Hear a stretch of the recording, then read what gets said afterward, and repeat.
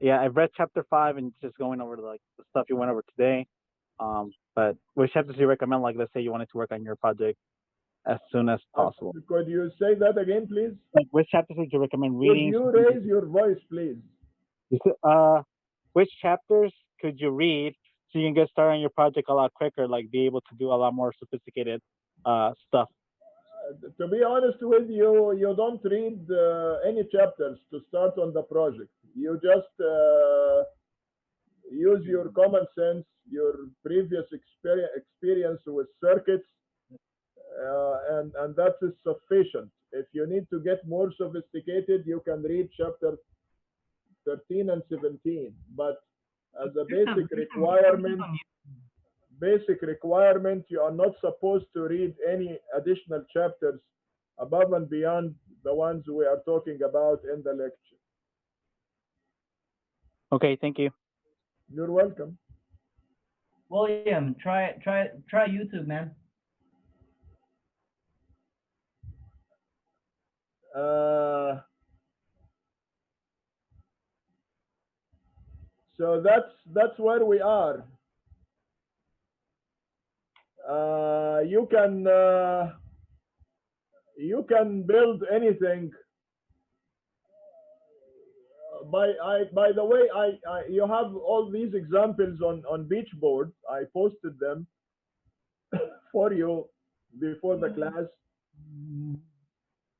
and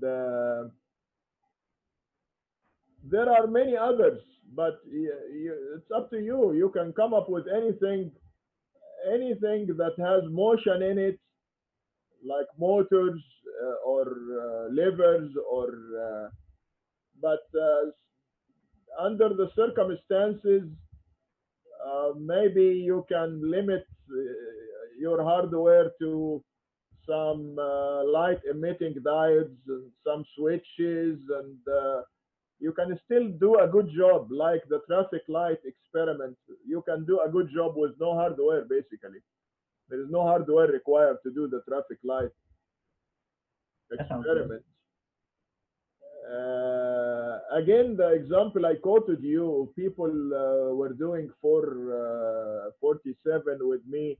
They were doing, they had some labs at home, and with those Chinese equipment, you could have a very good lab at home, maybe for $500, or some people could have some good equipment for $300 at home.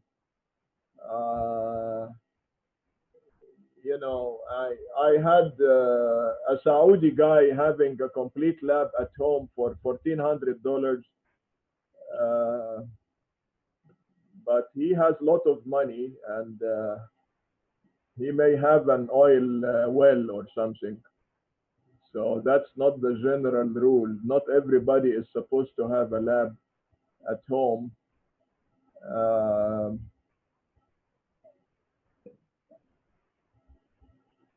um, but again, these were the people of the 447. We are at the 346 level here in this course, so my expectations are less. We have to be realistic. We have less expectations here. Of course, when you go to the 447 level, we could be much more demanding as far as the project is concerned. And the other point is that the 447, the project is basically the course.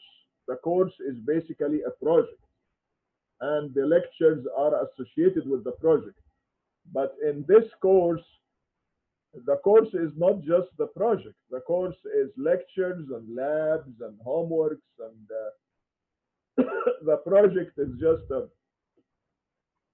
a small component uh, that could take only from you a couple of weeks. But in the for the 447, the project would take the whole semester. You see.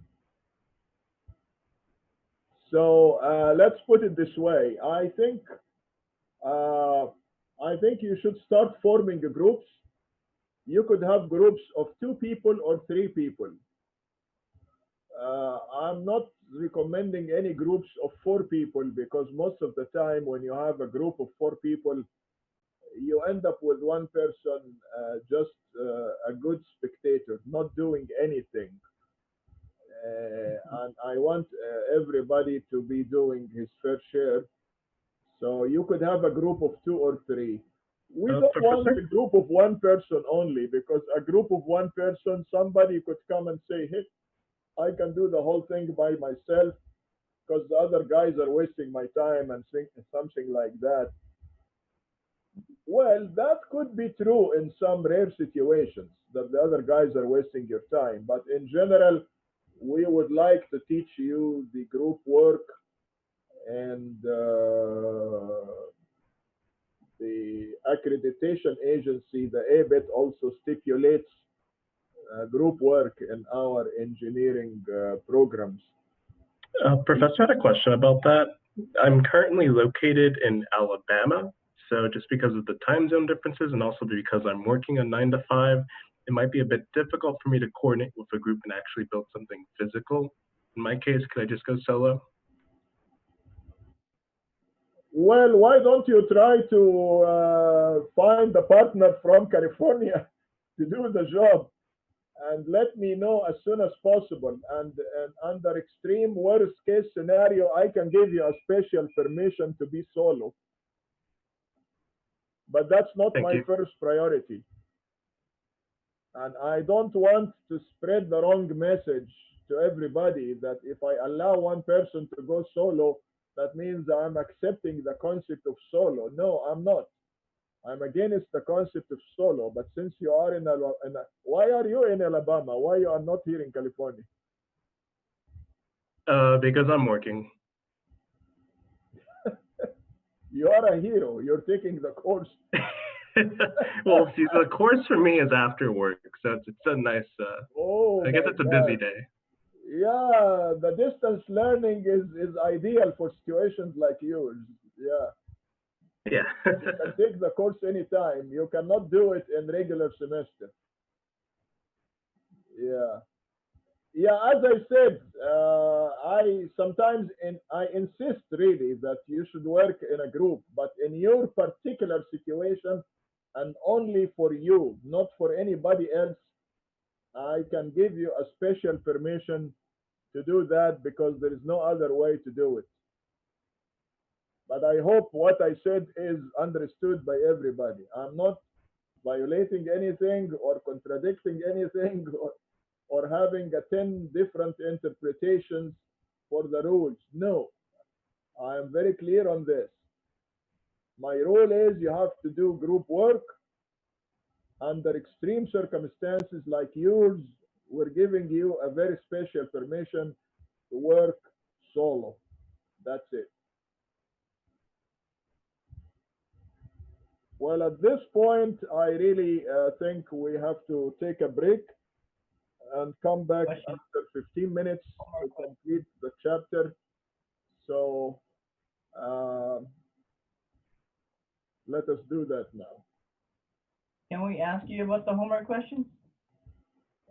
After the lecture, I could be devoting some time for the for homework.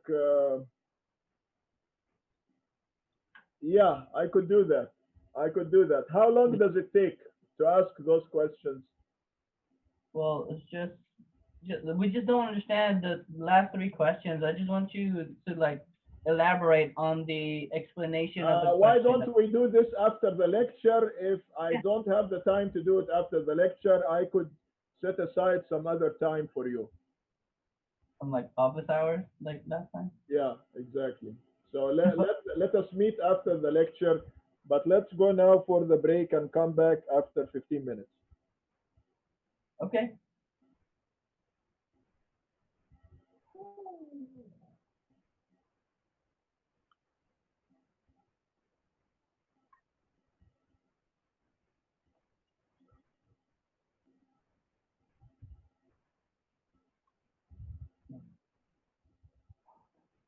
Hmm.